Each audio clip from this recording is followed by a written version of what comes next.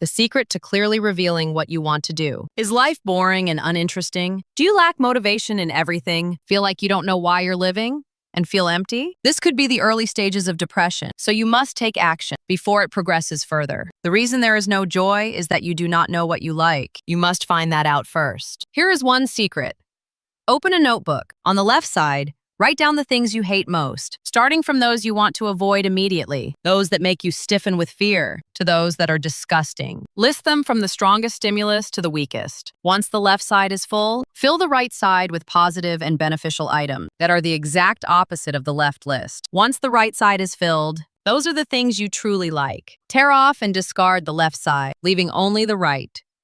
Now it is time to put it into practice. Do not try to do all items at once. Practice them one by one, starting from the first. Strive to experience that item with your heart and actions to make it fully your own. Importantly, you must focus only on experiencing one item at this moment, without looking back at the past or imagining the future, as doing so will cause you to miss the present. Try this for just 3 months. If you feel a change and a sense of joy and motivation after 3 months, you will naturally continue with the rest. I hope you regain your joy and motivation in life and stay healthy and happy. Good luck! Welcome to today's Deep Dive. I'm your host, and today we're getting into something that, honestly, I think we've all felt at some point. Have you ever hit that wall? Oh, definitely. Glad to be here, by the way. And yeah, I know the wall. Right. And I don't mean the I'm tired because I stayed up way too late watching Netflix wall. Yeah. I mean the other one, the invisible one. The one where you're like fully rested, but you still just cannot get out of bed. Exactly. It's that universal feeling where suddenly everything just feels beige. Beige is a good word for it. Yeah, your coffee tastes like hot water. Your favorite playlist is just annoying. The things you usually do for fun, they just feel like chores. It's the classic why bother phase. Right. You wake up and think, why am I even doing this? Why am I even living? It's a total sense of emptiness. And usually when I feel that, my instinct is just to, distract myself. Sure, yeah. I scroll on my phone, I snack, I find a new show to binge. But the source material we are covering today stops us right there.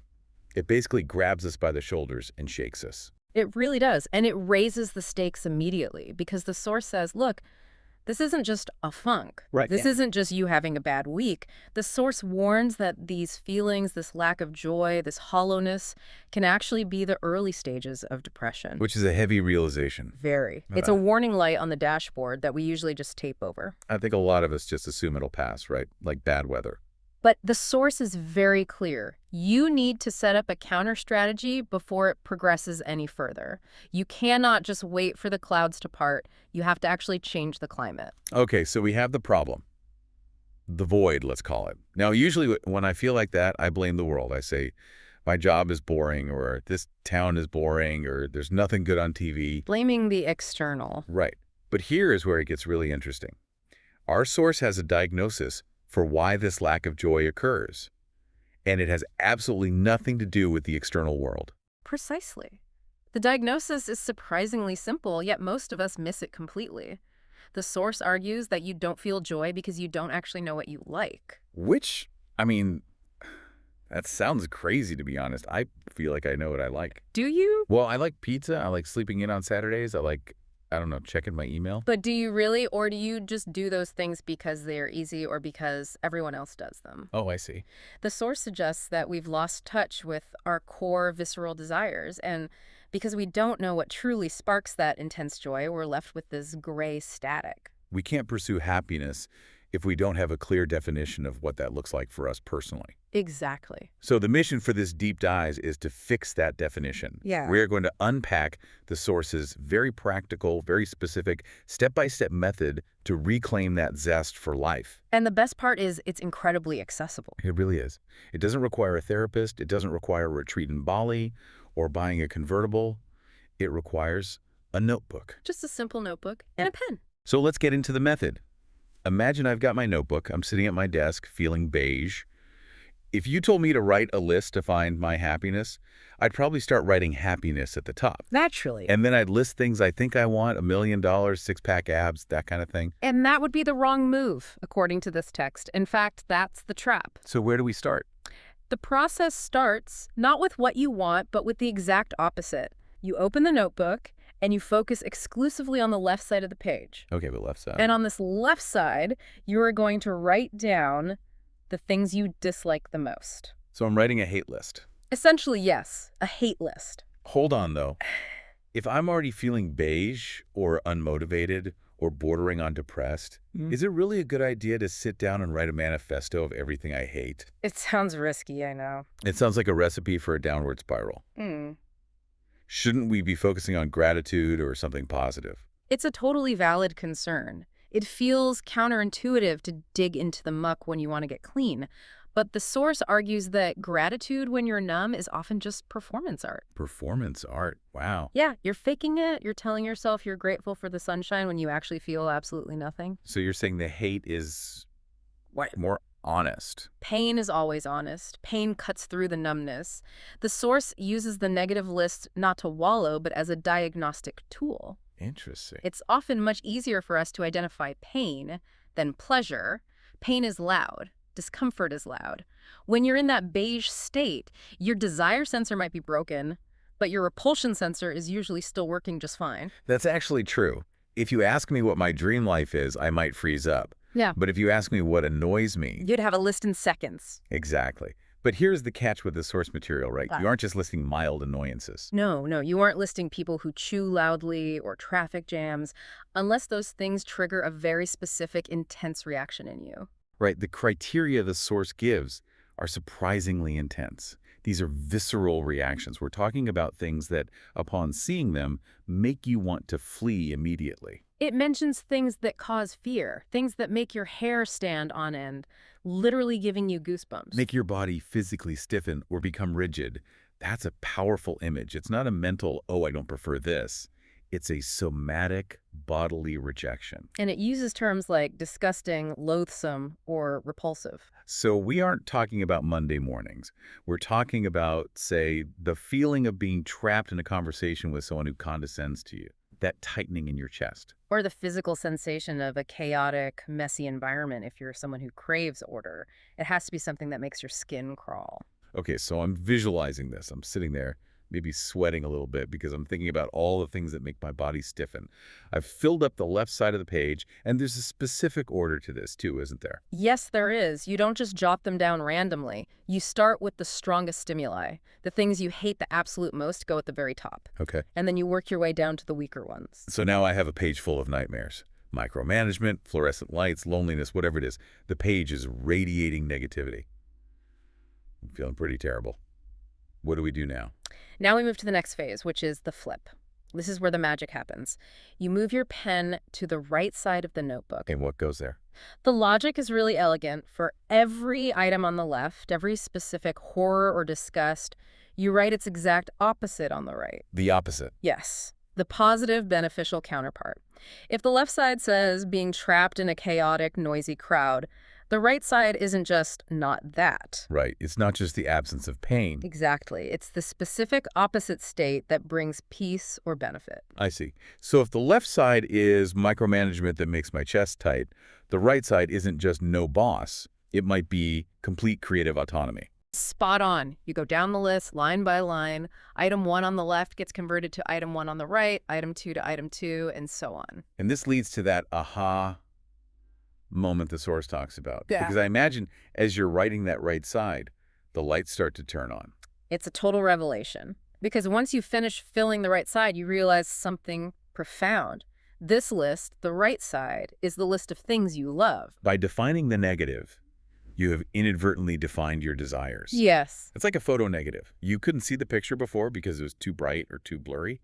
But by capturing the shadows, you revealed the light. That's a really beautiful way to put it. You've bypassed the mental block of, I don't know what I want, by using the back door of, I know what I hate. The hate was just a pointer all along. But we aren't done with the notebook yet. There's a very dramatic physical action required next. There is. And it's symbolic but crucial. The source instructs you to tear off the left side of the paper. Rip it right out. Rip it out and discard it. Throw it away. The source says only the right side, the things you love, should remain. That feels therapeutic just hearing about it. You've acknowledged the bad stuff, you've extracted the data from it, which is the knowledge of what you actually want, and now you literally trash the bad stuff. You are left holding a clean list of desires. But having a list is one thing. Doing something with it is another entirely. And this is where most people fail. And that brings us to the rules of engagement. Because I know myself, and I know a lot of our listeners, if I'm holding a list of 10 things that define my happiness, let's say autonomy, silence, fresh air, etc., I'm going to try to do all of them tomorrow. Of course. I'm going to overhaul my entire life by noon on Monday. And the source anticipates that exact reaction. It gives a very strict warning. Do not attempt to tackle the whole list simultaneously. It's the classic, don't bite off more than you can chew. It is, but it's deeper than that. The procedure is to start with the very first item. Remember, because of how we ordered the list, this corresponds to the opposite of your strongest dislike. Right. The worst thing was at the top left, so the best thing is at the top right. Exactly. This top item is your highest priority need. So just that one thing. Just that one. The goal is to experience this single item with both your mind and your actions. The source uses the phrase, make it entirely yours. What does that imply to you? It implies total embodiment. It's not just dabbling. It's not just thinking, oh, I like autonomy. It's structuring your reality so that you are living and breathing that specific positive thing. You have to strive to embody it completely. Okay, sounds good. I focus on autonomy for a week, get the hang of it, then move to item 2. No. And this is where you might get frustrated. Oh boy. The source gives us a very specific timeline. This experiment requires a commitment of exactly 3 months. Okay, I have to stop you there. 3 months? That is an eternity in modern time. I mean, we live in a world where we get bored of a short video clip after 3 seconds. Yeah. You're telling me the source wants us to lock into a single desire for a full fiscal quarter? I knew you'd push back on this. It sounds excessive, doesn't it? Highly excessive. But the source is adamant here because it's fighting against something called habituation. Habituation. Right. Think about when you buy a new car. The first week, you love it, you smell the leather, you feel the steering wheel. By month 2, it's just the thing that gets you to work. The joy fades into the background. So the beige creeps back in? Exactly. The source argues that 90 days is the threshold required to rewire the brain's relationship to that specific joy. To move it from a novelty to a core trait. You aren't just doing the thing. You are becoming the person who does that thing. Wow. And that biological rewiring takes time. You can't rush neuroplasticity. So it's not just about experiencing the joy, it's about training your brain to sustain the joy. Correct. If you switch to item 2 after a week, you haven't actually changed anything deep down. You've just distracted yourself again. That actually sounds incredibly difficult. In a world of multitasking, focusing on one source of joy for 90 days seems almost radical. It is radical. But think about the problem we started with, the feeling of emptiness. You don't fix deep-seated apathy with a quick fix. You fix it by retraining your brain to feel. So we've got our one item, we're committed to the 3 months, but how do we do it? This leads us to the section which I think is the most philosophical part of the text. It's about the concept of the now. This is the critical warning. The source issues a strict prohibition here. Do not look at the past and do not look at the future while you are doing this exercise. Don't look back, don't look forward. Nope. It sounds like a line from a movie or maybe something you'd hear in a yoga class. Yeah. But let's unpack why the source is so adamant about this. What is the trap of time here? The reasoning is quite profound. The source says if you look back at the past, you will miss it. If you imagine the future, you will also miss it. Miss what? You will miss the experience of the item itself. You will miss the joy. Okay, let's make this real, because missing the joy sounds a bit abstract. Let's say the item on my love list, my top item, is savoring good food. Okay, good example. So you're sitting there eating a steak. Right. I'm eating the steak. How do I mess that up with time travel? Well, while you are chewing that steak, are you actually tasting the steak? Or are you thinking, man, I shouldn't have eaten that donut yesterday? That's the past. Or I'm thinking, I have to send that email in an hour. Exactly.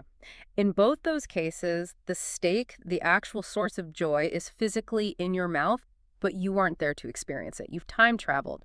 The source demands you stay in the room. So if my item is silence, Yeah. and I'm sitting in a quiet room, but I'm worrying about a meeting next Tuesday, Then you aren't experiencing the silence, you're experiencing anxiety. The source is saying that joy only exists in the present tense. You cannot enjoy a memory and you cannot enjoy a fantasy.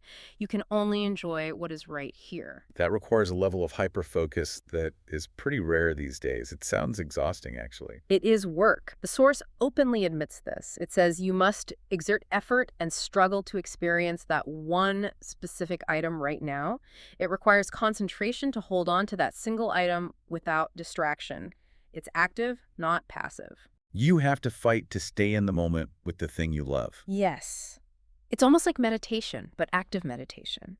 You are wrestling your mind back to the present, back to this one positive thing you discovered from your hate list. You are training your capacity to feel. And just like lifting weights, it starts out heavy. Precisely. So let's say we do this. We survive the 3 months. We focus on this one thing. We don't look back or forward. What is the payoff? This is the final piece of the puzzle, the domino effect. What actually happens? The source predicts a shift. It says that if you follow this for 3 months, just focused on that one top item, joy and motivation will return. The beige goes away. And the colors come back. But here's the most promising part. You might be worrying, wait, I have a whole list on the right side. Do I have to spend 3 months on each one? It'll take years. I was definitely thinking that. I mean, if I have 10 items, that's 30 months. That's 2.5 years. The source says no. It claims that once that initial spark returns, once you have successfully rehabilitated your ability to feel joy through that first item, you won't need to force the rest. It becomes automatic. Organic. Think of it like a dead car battery. You need those jumper cables, that intense, focused energy to get the engine to turn over. That's the 3 months. But once the engine is running... The alternator takes over. The car charges itself. Exactly. The source claims you will naturally and spontaneously begin to practice the remaining items on the right side. It's a self-perpetuating cycle.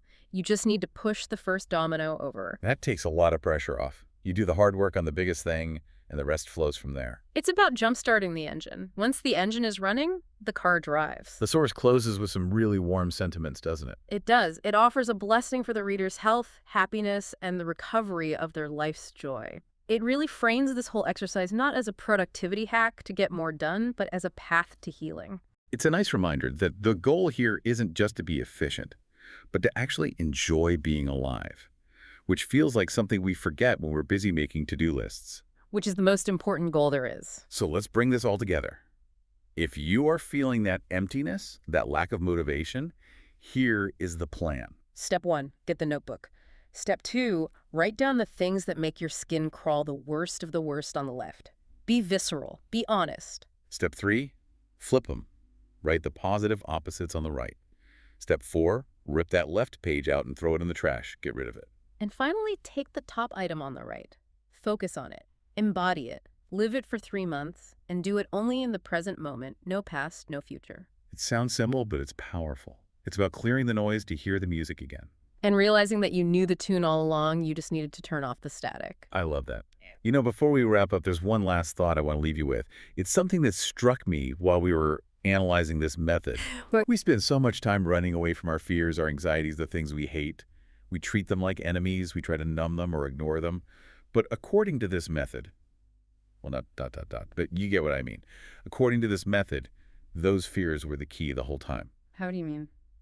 Well, if we define who we are by what we love, and we find what we love by looking at what we hate, does that mean our anxieties are actually just a roadmap to our happiness, waiting for us to flip the map over? That is a profound question. Maybe the things that scare us the most are just the loud, messy wrapping paper around the gifts we actually want. Something to think about the next time you get that feeling of dread or that beige emptiness. Don't just run from it. Write it down. It might just tell you who you are. Thanks for joining us on this deep dive. Take care, everyone.